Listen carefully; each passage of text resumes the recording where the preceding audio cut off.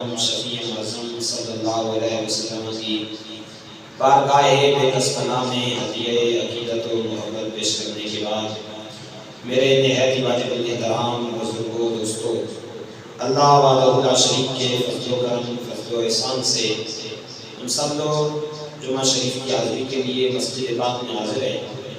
دعا کرتے ہیں کہ مالک کائنات ہماری یہ باادب بابرکت حاضری اپنی بارگاہ کے اندر قبول فرمائے، اور جو چند گزارشات اس موقع پہ کی جائیں مالک کائنات ہم سب کو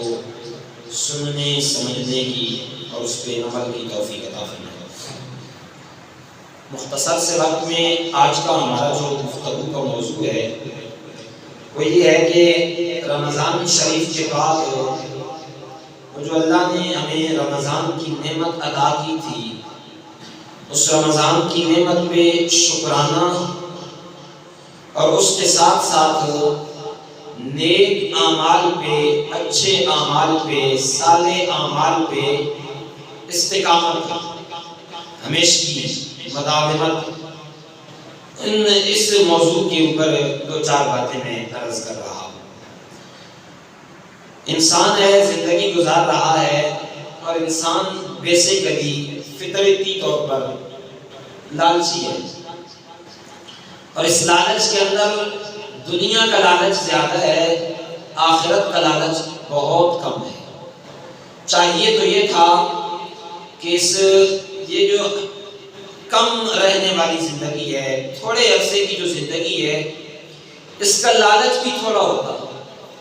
اور آخرت کی جو زندگی ہے، جو ہمیشہ ہمیشہ رہنے والی زندگی ہے، جس کے بارے میں احادیث طیبہ وضاحت کرتی ہیں کہ اس کا ایک دن بھی 50,000 سال کا دن ہوگا،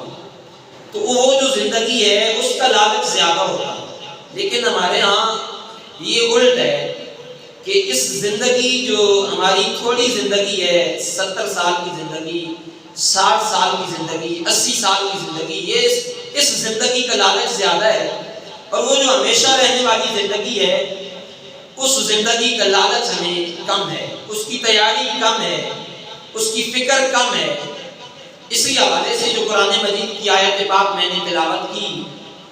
اللہ کریم نے قرآن مجید کے اندر ارشاد فرمایا وَسَارِعُوا إِلَىٰ مَغْفِرَةٍ مِّن رَبِّكُمْ،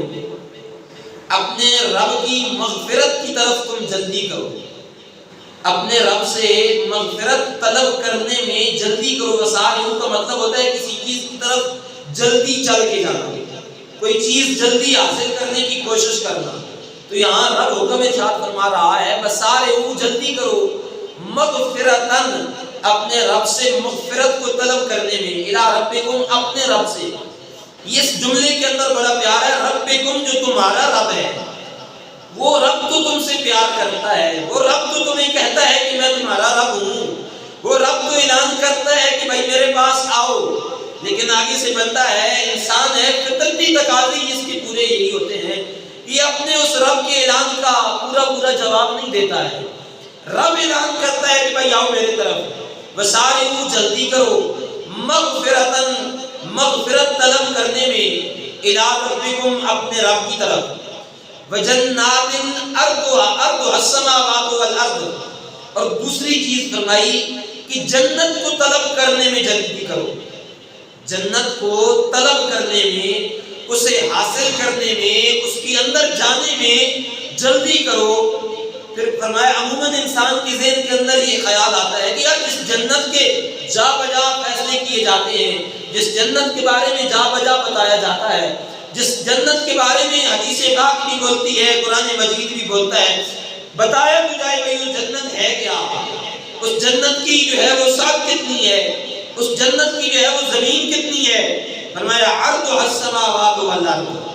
آسمان و زمین کے اندر یہ جتنا خلا ہے، آسمان و زمین کے اندر جتنی چیز موجود ہے، اگر اس کا ہم اندازہ نہیں لگا سکتے تو مالک فرماتا ہے یہ جو ہم نے جنت پیدا کی ہے، جو ہم نے جنت بنائی ہے، عرضها السماوات والارض، یہ آسمان سارے، زمینیں ساری، اس سے کہیں بڑھ کے ہم نے جنت کو بنایا ہے۔ وَجَنَّاتٍ عَرْضُهَا السَّمَاوَاتُ وَالْأَرْضُ، اور یہ کس لیے بنائی گئی ہے، کس کے لیے پیدا کی گئی ہے، کون لوگ اس جنت کے اندر داخل ہوں گے؟ وہی قرآن کہتا ہے اعدت للمتقین، یہ جنت ہم نے متقین، پرہیزگار، اللہ سے ڈرنے والوں کے لیے بنائی ہے، جو دنیا کے اندر رہ کر اپنے رب کو راضی کرنے کی کوشش کرے گا، متقی بن کے زندگی گزارے گا،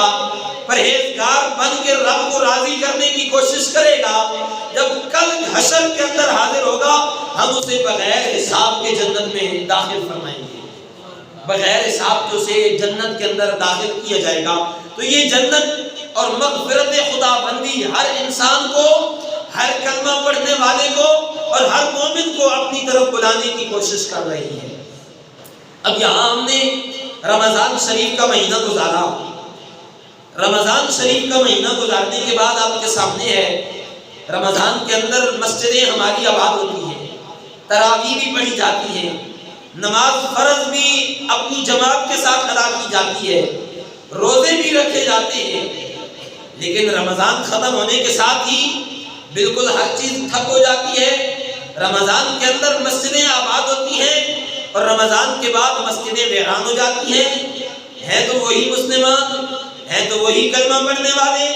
ہیں تو وہی مومن، ہیں تو وہی نبوت پہ ایمان رکھنے والے،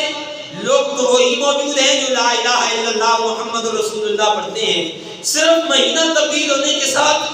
ساری زندگی تبدیل ہو جاتی ہے، سارا سال تبدیل ہو جاتا ہے۔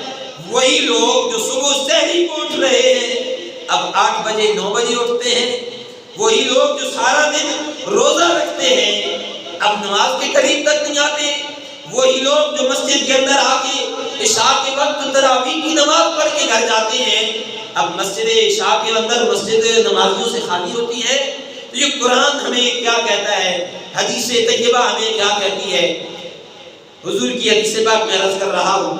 آقا کریم رؤوف الرحیم صلی اللہ علیہ وسلم نے ارشاد فرمایا انما الاعمال بالخواتیم، ایک ہے بالنیات، انما الاعمال بالنیات، وہ الگ حدیث پاک ہے کہ اعمال کا دار و مدار نیتوں پر ہے، اور یہ دوسری حدیث پاک اسی کے مد مقابل موجود ہے، انما الاعمال بالخواتیم، اعمال کا دار و مدار ان کے خاتمے پر ہے، ان کے خاتمے پر ہے۔ انسان ایک مہینہ تو کرے لیکن آگے جتنے مہینے آ رہے ہیں، شوال کا، ذوالقعدہ، ذوالحج، محرم، صفر، ربیع الاول، ربیع الثانی، ان مہینوں کے اندر اگر موت آ جائے، رمضان میں موت نہ آئے، ان دوسرے مہینوں میں اگر موت آ جائے، حدیث پاک اعلان کر رہی ہے انما الاعمال بالخواتیم، انسان کے اعمال کا دار و مدار اس کے خاتمے پہ ہے۔ اگر رمضان کے اندر تو موت آ گئی تو وہ تو فبیہا، وہ تو عزتوں اور برکتوں کے ساتھ نوازا گیا، اور اگر رمضان کے بعد کسی دوسرے مہینے کے اندر موت آ گئی، نہ نماز پوری موجود ہے، نہ کلمہ پورا موجود ہے، اور نہ ہی زکوٰۃ پوری موجود ہے، اور پھر موت آ جاتی ہے، حدیث پاک کہتی ہے کہ اعمال کا دار و مدار خاتمے پہ ہے اور ادھر بندے کے پاس کچھ بھی نہیں ہے۔ ایک مہینہ تو ہے سال کا، رمضان کا مہینہ، روزے بھی رکھے ہیں، نمازیں بھی پڑھی ہیں، تراویح بھی پڑھی ہے، صدقات و خیرات بھی دیے ہیں، لیکن باقی مہینوں کے اندر یہ چیزیں موجود نہیں ہیں، پھر ہم کس زمرے میں آئیں گے؟ تو اس لیے حدیث پاک بھی ہمیں بار بار اسی طرف آنے کی دعوت دے رہی ہے، بار بار اسی طرف آنے کی دعوت دیتی ہے۔ یہاں ایک اور حدیث پاک ہے، اس حدیث پاک کو بخاری شریف کے اندر امام بخاری نے روایت کیا ہے، حضرت سیدنا عبداللہ ابن عمر رضی اللہ تعالیٰ عنہ اس حدیث پاک کے راوی ہیں۔ آپ فرماتے ہیں کہ رسول خدا علیہ السلام نے ارشاد فرمایا کہ مومن بندے کی شان یہ ہے کہ وہ درمیانی صورتحال کے اندر رہتا ہے، درمیانی صورتحال کے اندر رہتا ہے، اور مومن کی یہ نشانی ہے کہ وہ درمیانی صورتحال میں رہتا ہے، زندگی گزارتا ہے، میانہ روی اختیار کرتا ہے۔ میانہ روی کیا ہے؟ ایک میانہ روی تو معاملات کے اندر ہے کہ انسان نہ فضول خرچی کرے نہ کنجوسی کرے، اسی طرح نہ گناہ کرے اور نہ ہی حد سے زیادہ تجاوز کرتے ہوئے بالکل نیکی اور رہبانیت کی طرف چلا جائے، بلکہ درمیانی زندگی گزارے۔ حضرت سیدنا عبداللہ ابن عمر رضی اللہ تعالیٰ عنہ فرماتے ہیں کہ میرے آقا کائنات رحمت دو عالم صلی اللہ علیہ وسلم نے ارشاد فرمایا کہ ایک انسان ہے نا، انسان جب یہ بھلائی کا، خیر کا کام کرنا شروع کرتا ہے تو شروع کے وقت اس کو بڑا جوش و جذبہ ہوتا ہے، بڑا دل کے اندر اس کے ولولے اٹھ رہے ہوتے ہیں، خود بھی آتا ہے، بچوں کو بھی لے کے آتا ہے اور اپنے سارے گھر والوں کو بھلائی پہ لگا دیتا ہے، نیکی پہ لگا دیتا ہے۔ حضرت عبداللہ ابن عمر فرماتے ہیں کہ آقا کائنات نے ارشاد فرمایا کمال یہ نہیں ہے کہ بندہ جوش و جذبے کے ساتھ شروع ہو جائے، کمال یہ نہیں ہے کہ بندہ اپنی ساری توانائیاں اس پہ خرچ کر دے،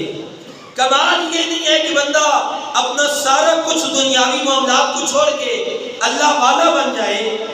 کمال یہ ہے کہ انسان ایک نیکی کے کام کو شروع کرے، پھر ساری زندگی اس پہ مداومت استقامت اختیار کرے۔ بھائی ایک نماز میں نے شروع کی ہے تو پھر ساری زندگی نماز رہ نہیں، کمال یہ ہے۔ ایک میں نے روزہ رکھنا شروع کیا ہے، پھر زندگی کے اندر کبھی روزہ قضا نہ ہو، کمال یہ ہے۔ ایک میں نے زکوٰۃ ادا کرنی شروع کی ہے، صدقہ و خیرات دینا شروع کیا ہے، پھر ساری زندگی اس پہ استقامت رہے، کمال یہ ہے۔ حضرت سیدنا عبداللہ ابن عمر رضی اللہ تعالی عنہ یہ ارشاد فرما رہے ہیں۔ اور ہم اگر اپنی حالت ذات کو دیکھیں تو رمضان کے مہینے کے اندر نیکی کی طرف لگ جانا یہ کمال نہیں ہے، کمال یہ ہے کہ بندہ سارا سال اسی طرح عبادات کے اندر استقامت